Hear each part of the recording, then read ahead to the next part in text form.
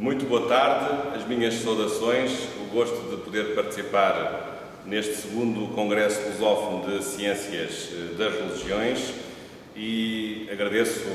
ao seu grande mentor, o professor Paulo Mendes Pinto, o facto de me ter feito este convite, ao qual, evidentemente, não podia deixar de corresponder pela positiva, ainda que tendo sugerido esta forma atípica que é de participar através de um vídeo pré-gravado, uma vez que no dia em que este vídeo está a ser projetado, em Lisboa, nesse mesmo dia eu estarei em Belo Horizonte num Congresso Internacional de Direito Administrativo. E, portanto, por isso também o meu agradecimento e as minhas desculpas aos colegas que estão presentes na sala repleta, certamente, de não poder interagir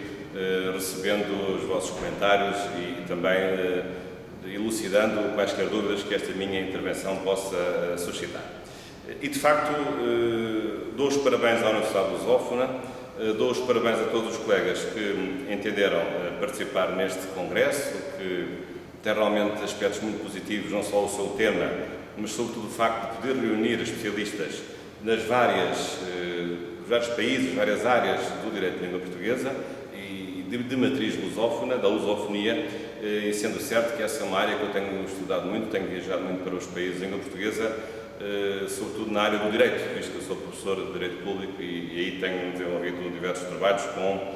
várias coordenações de mestrados, doutoramentos em todos esses países. E precisamente neste momento em que este vídeo está a ser transmitido, aí estou, num desses países, no maior país lusófono, o Brasil. O tema que me pedem é um tema realmente apaixonante, que é dar a minha opinião sobre o estudo não confessional das religiões e a cidadania. Também já agora cumprimento o colega também de painel, o Dr. Feliciano Bragas Duarte, que comigo partilha este tema, e dizer que, de facto, é um tema importante, é um tema que está na ordem do dia, uma vez que, num contexto que nós vivemos, que é o contexto da liberdade religiosa, que também significa diversidade religiosa, muitas vezes há dúvidas sobre se o fenómeno religioso pode ser objeto de um maior empenhamento neste contexto do ensino-aprendizagem, ou outro tipo de referências que sejam assumidas pelo Estado e pelas políticas públicas em matéria de religião. Mas eu penso que a religião é inominável, é algo incontornável, visto que o ser humano é, por essência, muita coisa. É um ser inteligente, é um ser que tem memória, é um ser que tem vontade, mas também é um ser religioso. E até podemos dizer que o Homo sapiens é também um homo religioso. E isso significa que, desde os primórdios, desde que o homem se reconhece como homem, foram descobertas múltiplas manifestações dessa religiosidade do homem, mesmo do homem mais primitivo. Basta ver as escavações arqueológicas e verificar que, desde os primórdios, por exemplo, havia ritos fúnebres, e, portanto, o que significava que o homem com autoconsciência também tinha a consciência da própria morte e, num certo sentido, também uma visão religiosa, ainda que, porventura, na versão da religião natural, mas tinha essa visão religiosa sobre a vida, sobre o mundo e também em relação ao momento da morte. Portanto, a religião é algo que deve ser também estudado, assim como nós, no ensino, na sociedade, na discussão política, temos outros temas, discutimos a cultura, ensinamos a cultura, a arte, a ciência, a técnica, até o desporto. Por que razão não haveria também de haver o ensino da religião ou das religiões ou do fenómeno religioso, ainda que sob diferentes perspectivas? Penso que dizer o contrário, dizer que a religião não tem dignidade para ser ensinada e aprendida, isso é um apocamento do fenómeno religioso e da dimensão religiosa humana. E, portanto, num certo sentido, quem diz isso também pode correr o risco de ter o epíteto de ser anti-humano. E, portanto, o fenómeno religioso é um fenómeno que deve também ser estudado, deve ser enquadrado. O ponto mais delicado é precisamente saber qual é esse enquadramento, como é que a religião deve ser ensinada, deve ser aprendida e em que contexto, e sendo certo que se impõe aqui colocar vários parâmetros, desde logo quem ensina, ou também perguntamos o que se ensina e o como se ensina e onde se ensina. Portanto, há várias dúvidas que desde logo nos surgem no horizonte quando pretendemos encarar o tema do ensino da religião no âmbito escolar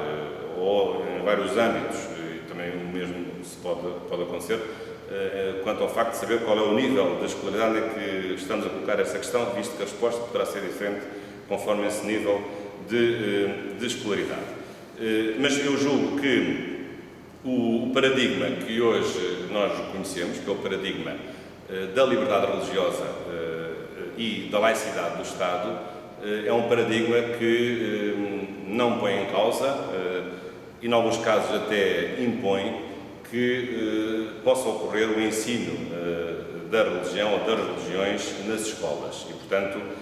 julgo que hoje estamos num patamar mais sofisticado e mais evoluído de um pós-laicismo em que consideramos que o fenómeno religioso, conhecer a religião, seja com mais ou menos proselitismo, seja com mais ou menos apologia de certas religiões a que cada um de nós possa pertencer, julgo que hoje vai sendo consensual a ideia de que realmente o ensino da religião deve ser uma realidade aceite, imposta, reconhecida por um paradigma de liberdade religiosa e de laicidade. E, portanto, com isto ficam afastadas concepções mais radicais, as concepções que tendem a ver qualquer manifestação de religião ou de religiosidade, quer no espaço público, quer noutros espaços, como algo que menoriza o homem ou algo que atesta a fraca inteligência desse homem. Pelo contrário, os sentimentos religiosos são o que são, uns têm mais do que outros, uns têm, outros não têm, mas não é por aí, evidentemente, que nós podemos aferir o mérito das pessoas. Isso é uma manifestação livre, é uma convicção livre, e hoje este direito fundamental, que para muitos é o primeiro dos direitos, a liberdade religiosa, pressupõe que possamos respeitar as opções religiosas de cada um, ter ou não ter religião, de a professar das variedíssimas formas que a sua própria religião estabeleça, seja em público, seja em privado, ou até mudar de religião, e, portanto, tudo isso faz parte desse património que hoje encontramos dentro deste núcleo essencial da liberdade religiosa. E, agora, pensando especificamente no tema do ensino não confessional da religião, que é isso que me propõem, claro que estamos a pressupor que esse ensino seja um ensino realizado nas escolas públicas e em relação ao qual, e que seja um ensino, portanto, não confessional, ou seja, um ensino que não é assumido diretamente como um ensino feito pelas confissões religiosas, mas é um ensino da religião que é levado a cabo nas escolas que são organizadas pelo Estado ou em relação às quais há, de facto, uma liberdade religiosa que é determinada pelo princípio de laicidade do Estado, uma vez que, de acordo com as Constituições, hoje, vigorando o princípio da laicidade do Estado, nas escolas públicas também vigora o princípio da não confessionalidade, ou seja, o ensino das escolas não pode ter uma matriz de natureza religiosa. Mas isso, evidentemente, não significa que nunca nas escolas se possa falar de religião. E eu até penso que se pode chegar à solução contrária. Aliás, até é curioso verificar que em diversas experiências constitucionais lusófonas temos, pelo menos em 2 Constituições, preceitos que abordam este assunto, mas que o abordam de maneira diferente. Desde logo a Constituição Portuguesa é muito claro ao dizer que o ensino público não será confessional, ou seja, aquilo que é ensinado aos alunos nas escolas públicas não pode ter uma matriz de uma certa religião e muito menos que essa referência religiosa seja considerada como apologética. Mas também temos, curiosamente, uma disposição na Constituição brasileira, esse grande país onde neste momento eu estou, que diz algo diferente. Diz que o ensino religioso, portanto apologético, de uma certa religião, deve existir nas escolas públicas. Não, claro, obrigatoriamente para todos os alunos, mas apenas para aqueles que assim o queiram, portanto com uma inscrição facultativa. Portanto, vejam a diferença entre 2 textos constitucionais da mesma família do direito da língua portuguesa, em que um é um preceito mais negativo no sentido de proibir que se ensine certa matéria, incluindo as matérias religiosas, com caráter confessional, e uma outra Constituição, de 1988, 12 anos depois da Constituição Portuguesa de 76, em que se diz precisamente o contrário, que pode haver um ensino, religioso até, que pressupõe que possa ser também confessional, e que fica a cargo do próprio sistema público de ensino, ainda que não haja obrigatoriedade de inscrição nessa mesma disciplina. Ora, em resumo, o que é que me parece em relação a este tema? Eu julgo que, em primeiro lugar, o ensino da religião, ou das religiões, ou do fenómeno religioso, pode ser um ensino, desde logo, feito de diversas maneiras. Não tem a ver uma disciplina de religião, as matérias da religião estão espalhadas em várias disciplinas, normalmente nas disciplinas de ciências sociais e humanas, por exemplo, a história refere-se muitas vezes ao fenómeno religioso, muitas revoluções foram feitas em nome da religião, também disciplinas jurídicas, disciplinas geográficas, disciplinas filosóficas e, portanto, a religião aparece um pouco espalhada, às vezes, inadvertidamente, em alguns capítulos que surgem, por exemplo, na própria arte. Toda a história da arte é uma história que está profundamente conexa com o fenómeno religioso, visto que até há bem pouco tempo os grandes monumentos eram monumentos também de natureza religiosa, eram templos religiosos. Portanto, falar de arte sem falar de religião seria absolutamente incompreensível. Portanto, pode haver essas duas soluções, do ensino ser especificamente numa disciplina ou o ensino da religião ser assumido de uma forma compartimentada nas diferentes disciplinas ao falar-se do fenómeno religioso. E, portanto, estaria sempre fora do horizonte da normalidade que, numa revisitação dos manuais escolares, se fosse expurgar todos os manuais de qualquer referência religiosa, no sentido de não obrigar os alunos a ter uma confissão religiosa, uma crença religiosa. Não, a religião é o que é, foi aquilo que foi, e, portanto, faz parte também de um património de natureza cultural, e, portanto, como tal, deve ser assumido. Portanto, estas duas opções são opções que me parecem as duas viáveis, uma disciplina específica, uma disciplina que tenha conteúdos repartidos por várias outras disciplinas. E também me parece que se pode ir mais longe no sentido de, em alguns casos, não sendo um ensino confessional, que o ensino da religião possa ser assumido como um ensino obrigatório. Ele já é obrigatório nos casos em que a religião é ensinada em diversas disciplinas, porque se dispersa. Quando um professor de História pergunta qual é o significado da arte românica ou da arte gótica, ele está implicitamente a obrigar o aluno a ter um conhecimento de natureza histórica ou religiosa, visto que esses monumentos são monumentos religiosos, são conventos, são igrejas. Portanto, mas ninguém, não passaria pela cabeça de ninguém transformar o ensino da história só porque tem uma referência religiosa num ensino facultativo. Portanto, já há, num certo sentido, um ensino obrigatório de matérias religiosas, mas eu iria mais longe. Por que não assumir uma disciplina específica, não direi todos os anos, mas em algum ano, em algum tempo de escolaridade, de uma disciplina que obrigatoriamente ensinasse ou explicasse a teoria da religião, ou as teorias das religiões, ou a história das religiões. E que fosse obrigatório. Claro que, desse ponto de vista, não poderia ser um ensino apologético, mas um ensino mais de natureza científica, na perspectiva da sociologia das religiões, da história das religiões, por exemplo, ou da filosofia das religiões. Isso não me repugnariria que se pudesse chegar a esse extremo de esse ensino poder ser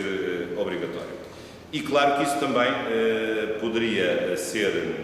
assumido em vários graus de ensino,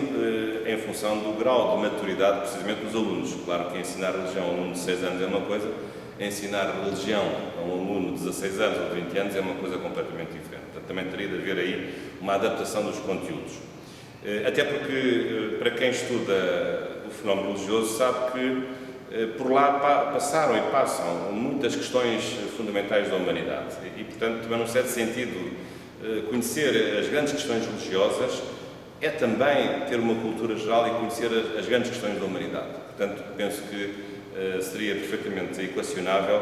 o desenvolvimento do ensino da ciência das religiões de uma forma até obrigatória, específica, ainda que, evidentemente, que não pudesse ser apologética e que se possa prolongar pelos diversos graus de ensino. E estaria a ver essa matéria sem que houvesse qualquer violação da laicidade, porque só haveria violação da laicidade se esse ensino fosse apologético. Não o sendo, não há qualquer problema. E se alguém puder ouvir nas minhas palavras uma certa preferência religiosa, está enganado, porque quando se ensina a religião, também se ensina a não-religião, porque ensina-se porque é que num contexto histórico uns acreditaram, outros não acreditaram, porque é que houve dissensões religiosas, porque é que houve o cisma ortodoxo, por exemplo, porque é que houve a reforma protestante, aliás, que este ano comemora os 500 anos, na reforma luterana, com a publicação das 95 teses por Martinho Lutero em Wittenberg, na igreja de Wittenberg, em 31 de outubro de 1517, e, portanto, estudar um certo fenómeno religioso, também estudar outras religiões que se contrapuseram, estudar crenças antirreligiosas, e, portanto, não significa que o estudo da religião em si seja necessariamente um estudo favorável ou que tenha uma pré-compreensão favorável ao fenómeno da religião. Como também seria, a meu ver, nefasto que se proibisse pura e simplesmente o ensino da religião, porque isso significaria que estaria a ser posta em evidência uma crença antirreligiosa, o que, aliás, até já pode também ser considerado como uma religião negativa. Portanto, estas são um pouco as minhas considerações sobre o fenómeno do ensino da religião nas escolas públicas, invocando aqui dois preceitos, um da Constituição Portuguesa e o outro da Constituição Brasileira, mas eu já agora também gostaria de ir mais longe, e já vou terminar, trazendo aqui uma outra perspectiva, que é agora do ensino da religião como ensino confessional, ou como ensino apologético, levado a cabo pela própria confissão religiosa em causa. E este assunto é um assunto que tem uma maior delicadeza. Mas é um assunto que é muito importante em Portugal, porque, precisamente, em Portugal, o ensino da religião que existe nas escolas públicas, e, claro, por maioria de razão, nas escolas particulares e sociais que não tenham esta matriz de laicidade, esta foi a grande questão que se levantou no nosso Tribunal Constitucional. E, portanto, como também professor de Direito da Religião, gostaria de me referir a este assunto. É que, nos anos 80, foi equacionado pelo Tribunal Constitucional o problema de saber se no ensino público, no ensino básico, seria ou não constitucional ensinar uma certa confissão religiosa, por pessoas indicadas por uma certa confissão religiosa, neste caso a religião católica. Uma disciplina só para fazer a apologia da fé católica, para explicar os fundamentos da fé católica e a sua história, e lecionada por docentes indicados pela Igreja Católica no âmbito respectivo desse ensino. E, claro, disciplina inserida na estrutura escolar pública e disciplina em que os docentes seriam pagos pelo próprio Estado, portanto, como professores dessas escolas públicas. A questão chegou ao Tribunal Constitucional e por uma maioria tangencial de 7-6, o Tribunal Constitucional aceitou que, sendo o ensino público não confessional, ainda assim pudesse existir uma disciplina, de entre as várias disciplinas do ensino público não confessional, que fosse confessional e que respeitasse a uma certa confissão religiosa, mas, evidentemente, na condição de essa disciplina ser facultativa. Aliás, a questão até foi um pouco mais complexa, porque, na altura, o legislador presumia que, na ausência da vontade dos pais, se entendia que aceitava que o seu filho pudesse frequentar as aulas, portanto, o silêncio era um silêncio aquiescente, no sentido de aceitar que nada dos pais dizendo aos encarregados de educação que o aluno deveria frequentar essa disciplina, e aí o Tribunal Constitucional foi muito claro ao dizer que, embora aceitando o ensino dessa disciplina, ela, sendo facultativa, deveria haver expressamente uma vontade por parte dos pais de submeter os filhos a essa matrícula, a essa inscrição, e não presumir que, pelo facto dos pais nada dizerem, se entendia que estavam de acordo em submeter os filhos ao ensino dessa disciplina. Portanto, nesse aspecto, o Tribunal Constitucional considerou inconstitucional a norma que, na altura, presumia que, na ausência da vontade dos pais, haveria o tal consentimento. Portanto, o consentimento, mudando depois a legislação, passou a ser expresso e passou a consagrar-se com mais nitidez o caráter facultativo da frequência desta mesma disciplina. Mas a verdade é que a prática estava lançada e estava aceite que numa escola pública possa haver um ensino de uma religião em particular,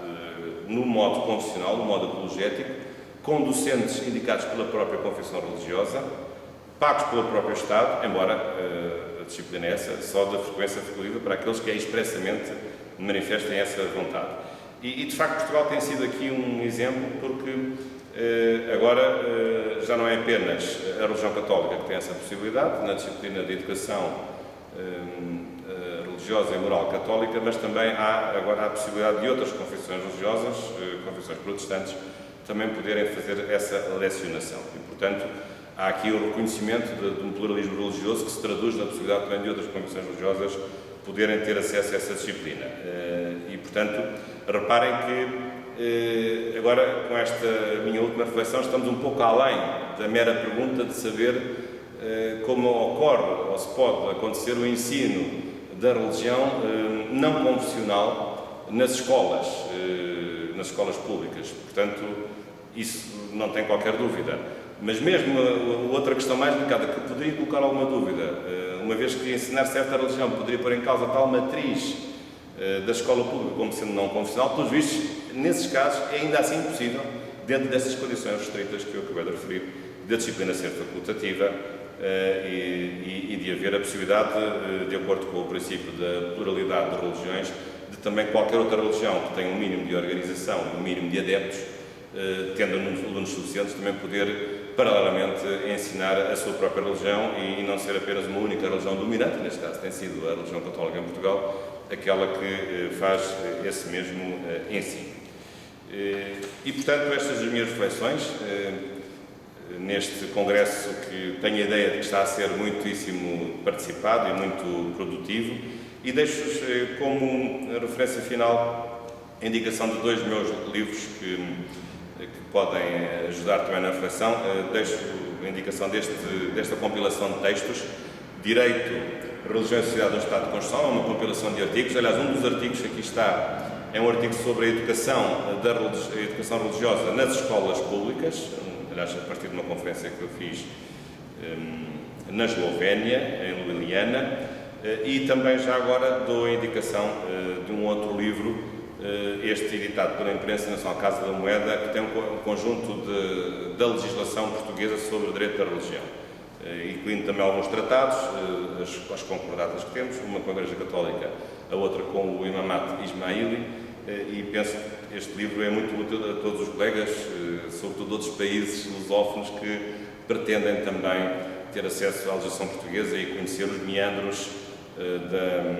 dessa legislação, que é realmente muito diversa em muitos outros temas. Eu hoje falei do ensino da religião neste ponto específico, mas o mundo da religião é um mundo muitíssimo vasto, desde a assistência religiosa nos hospitais, nas prisões, nos estabelecimentos menores,